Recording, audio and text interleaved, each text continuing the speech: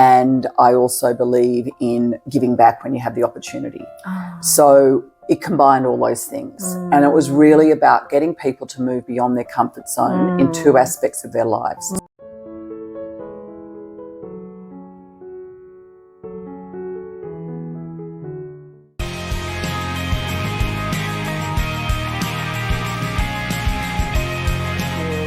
And I heard that you founded this CAN TOO Foundation after you came back from overseas instead of re-entering the labor market. So your career doesn't seem to follow the usual trajectory. So what was the occasion of coming up with this idea to create your own organization, a community for a good cause, and how did you actually take action at the beginning? A few things happened in my life that probably meant that I decided to set up the CAN TOO Foundation. Not necessarily in any particular order, but my father died at the age of 51 of bowel cancer. And so I'm one of 7 children, and obviously that was a huge impact on my family and my mother and my brothers and sisters.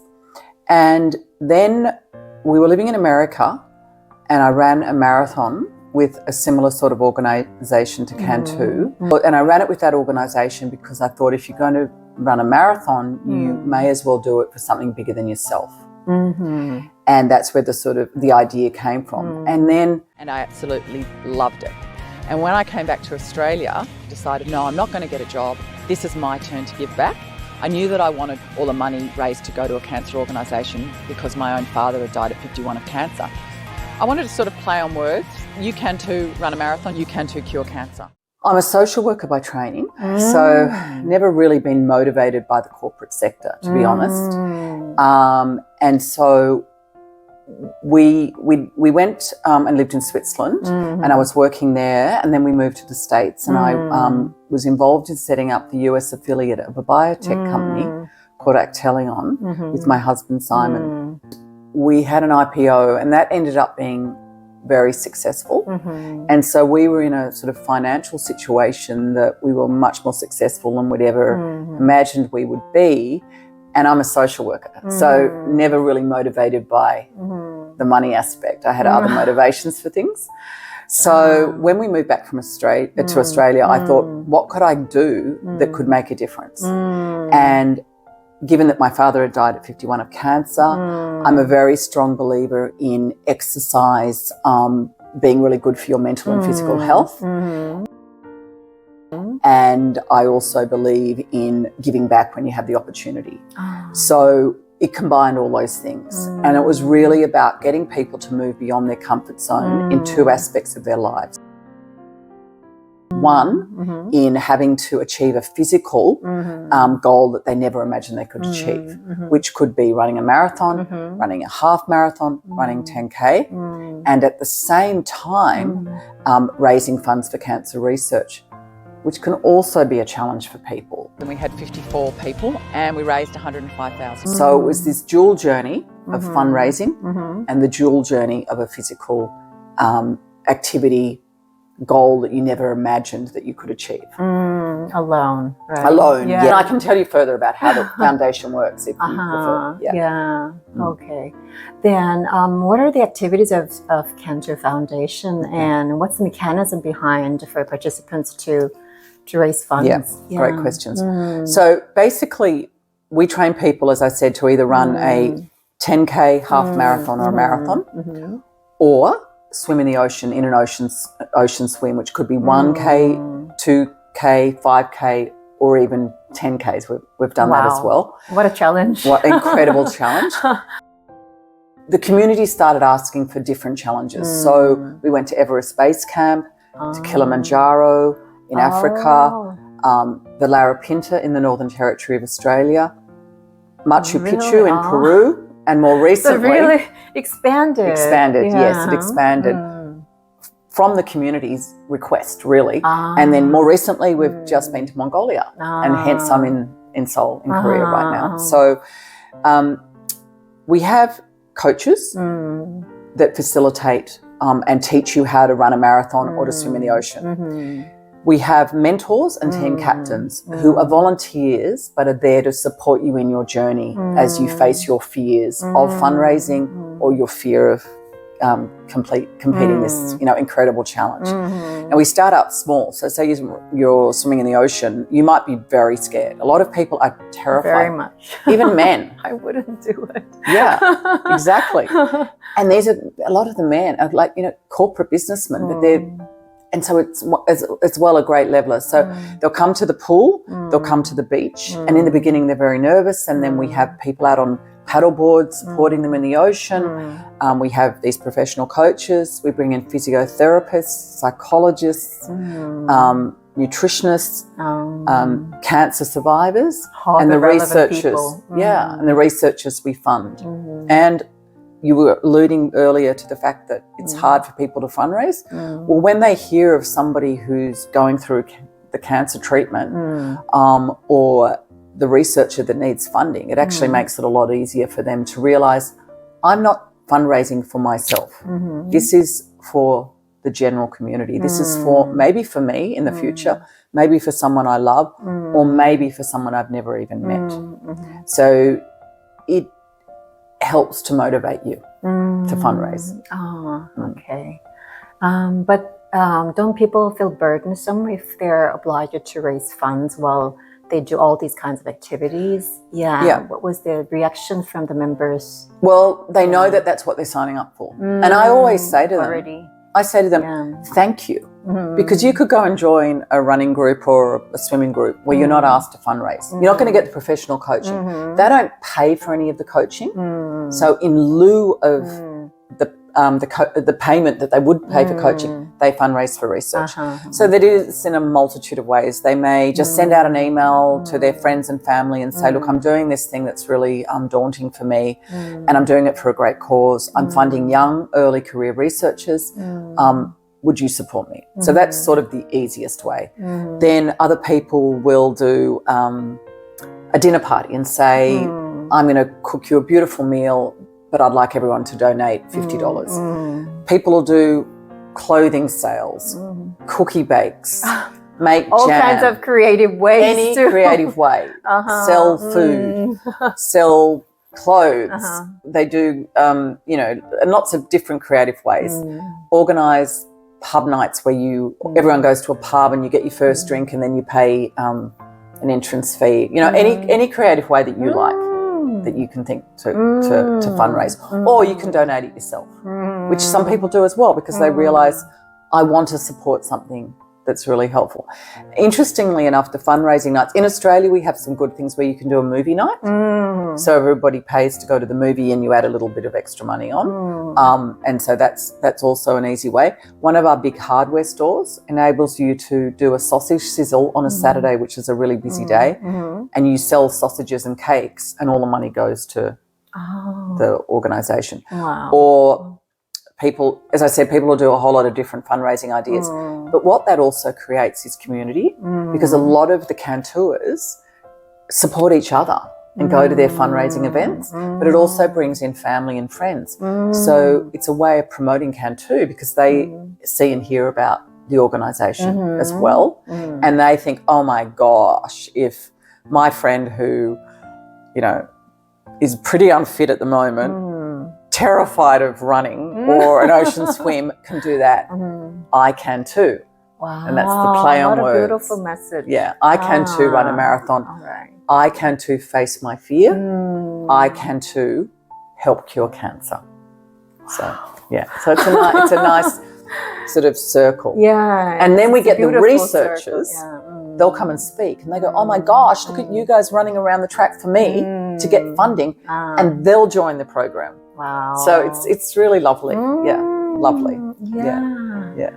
So I think the purpose started with a kind of like heavy loss. You lost your father, and that would have been quite difficult for your family and also for you. But you actually transformed that burden and loss and grief into really like a festival. You add good cause and fun to people's lives, actually. Yeah.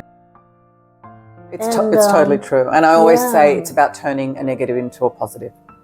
And, you know, we have a lot of people in the program that may have lost someone to cancer or have mental health issues or need community. And by joining CAN TOO, they are turning something negative in their lives into something positive. And so there's a lot that I have learned from setting up CAN TOO and sort of heading it up for many years, but there's been a lot of learnings for our people. And it's not just about the physical. The physical goal is the vehicle, but it's really about what goes on in the mind that's really interesting. And I guess for me, it's watching those people as they cross the finish line, that pride, that relief, that joy in doing it in a big group of people that are all supporting you and clapping you, and your family are there and your friends are there. So it's been an incredible part of my life, actually. I think this is really beyond my expectation, beyond CAN TOO. It's really a whole big kind of like culture that you're creating. Yeah. It's really beautiful. And I always say CAN TOO is more than the sum of its parts. It's what's really beautiful about it, actually, is it's become viral. So we've now had thousands of people that have done the program, and we've got people that it has totally changed their life, and they say that. And funnily, Debbie, I just got an email from somebody while I've been away saying, I want to tell you the first CAN TOO baby that was born. So we've got people that got married, you know, through inside a community. From meeting. Is about to do her program. She's 16. Great. And we have adults, unless you've got a parent, and then you can do it at 16 with them. So it's so lovely. We've had, as I said, lots of births and marriages from people that met at CAN TOO. This was a coach and one of the participants whose mother had died of cancer when she was 18. So it's really a real turning a negative into a positive. She found her lifelong partner as well. So, that's been a really, really, you know, lovely thing for me to think that she's going to be doing the program now. Wow, great. Yes, then if you have some advice, like for those who also want to make a difference and start a community business, can you tell us some of the things that you have also done for your projects, and what would be the necessary things to prepare for? Well, I think it's really important to know the culture you want to create and the values you want to create. Okay. And interestingly enough, I never set out to create something very big. I had no lofty goal of raising, you know, like we've now raised nearly $26 million for cancer research and trained these thousands of people. But what I knew is I knew the culture I wanted to create. I knew the positive impact I wanted to have on the people, and whether that was 10 people or 10,000. But I knew the 10. And because that's what I focused on, rather than something that it was going to be really huge, it got its own success. The success came from caring about the people, not from thinking about it being huge. But what I also learned is that you can't die of fear. And I was so scared in the beginning. So the money was going to go to Cure Cancer Australia, which is another foundation that I was supposedly going to raise through the participants. And also Macquarie Bank, who were a partner of ours, which is a large bank in Australia. I decided not to get paid for this. If I was going to work for nothing, they would cover the cost of the coaches so that all the money raised could go to CAN TOO. So there I was, terrified that, you know, I'd laid myself on the line. It was going to be a failure. You know, it was going to be embarrassing. And it was scary. And it was scary for years, but it was just knowing the culture, knowing the values, prepared to put in the work, the time of what was important, and that was looking after the people. The other thing I learned, and I also learned this when we were involved in setting up the US affiliate of the Actelion, which was a startup in America, that you don't have to know all the answers, but you have to be prepared to admit what you don't know and have the sort of wherewithal to know the places to get the questions answered. So it is about humility as well, and saying it's about being humble. It's about being prepared to know I don't know what to do here, and getting advice and support from people that care.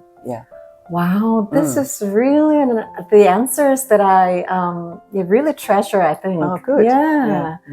Yeah, so, there must be some people out there who also want to create this kind of good cause, good activities, like they want to change the world in a way they can do in their range. Yeah, and that's the thing. It can be a small way. Yeah, small way. It doesn't have to be huge. That can really encourage me, and also it can encourage others, I think. Yeah, so I would say start small. And this is how we started small as well. So we started small. We got the template right.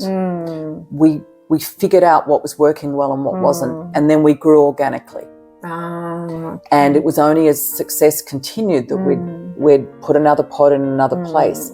But we already had the template, and we understood the culture and the values that would make it work. And I always say that me as the leader, so our values for CANTOO are to inspire, motivate, support, and empower our people. So I thought about that in all the interactions that I had with my staff and with our people. There's no point in having those values if people cannot see you acting them out in your behaviour. So they have to be able to see it. And I think in leadership, whatever it is, how little or how big, we have to be able to have the values very clearly acted upon. So you really walk the talk. You have to walk the talk. Yeah. So I was out there running the marathons, doing the fundraising. You did yourself. Yes. Climbed at Everest Base Camp, did the New York Marathon, and then supporting people. So, I'd go and run my marathon and run back and support other people. So, it's about walking the talk. Yeah. That's what leadership's about. And showing your own vulnerability. That's quite difficult. Yeah, it is. So it's balancing positivity, because I've also learnt that attitude's contagious. So, you're out there, we were out there in, sort of a mini blizzard. Okay, we all have to stay positive when we're out hiking in that, or otherwise it can spiral down. So you as the leader need to start that off and help everybody to achieve that as well. So yet showing that, yes, you're also vulnerable. It is that balancing act, yin and yang. Yin and yang. Which is in Asian culture very important. And I think that's about leadership as well. It's how do you balance those things? Yeah. Wow, thank you so much for your beautiful message, Annie, today. Pleasure. And I hope this CANTOO will keep going, and perhaps it might be worldwide. Maybe. If it grows organically. And that's the thing. And actually, funnily enough, people from, say, England have gone back home and they sort of say, can't we set it up here? And I say, well, yes, but it's got to be right, or I don't. You don't want it. It's got to have the heart and soul of what it is. It's not about just getting bigger. So as you said, the attitude is contagious. It is. So thank you for your positive impact today, and I really hope that CANTOO will grow. Thank you. And keep going. Thank you so much, Debbie. Thank you so much for the interview. Lovely to talk to you, Debbie. Thank you.